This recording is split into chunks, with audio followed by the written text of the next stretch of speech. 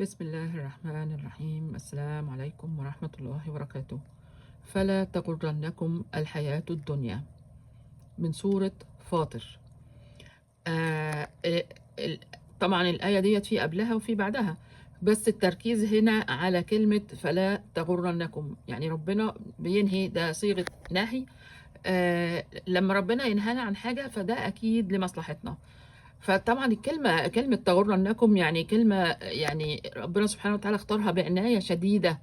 تغرنكم يعني الدنيا مش بس هتبعدكم عن الطريق السليم لو انتم مشيتوا وراها، لا ده كمان هتغركم، يعني هتغريكم انكم لما هتعملوا الحاجة الوحشة دي الحرام دي هتكسبوا اكتر، وبعدين بعد كده تبقوا تتوبوا، مش عارفة ايه، وبعد كده تبقوا تتوبوا.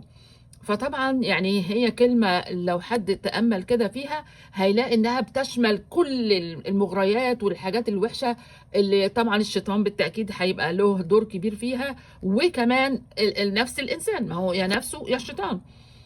فشايف البلاغة بقى، فلا تغرنكم الحياة الدنيا، وهي دنيا، وربنا وصفها بأنها دنيا. هو مين بقى اللي يعني مين اللي هيتدبر؟ يعني هو بيقعد يغريهم وفي الاخر احنا عارفين القصه.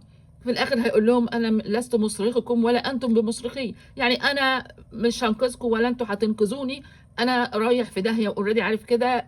عيشوا مع نفسكم بقى. فربنا يكفينا شر كل ما هو سيء، ويحفظنا جميعا.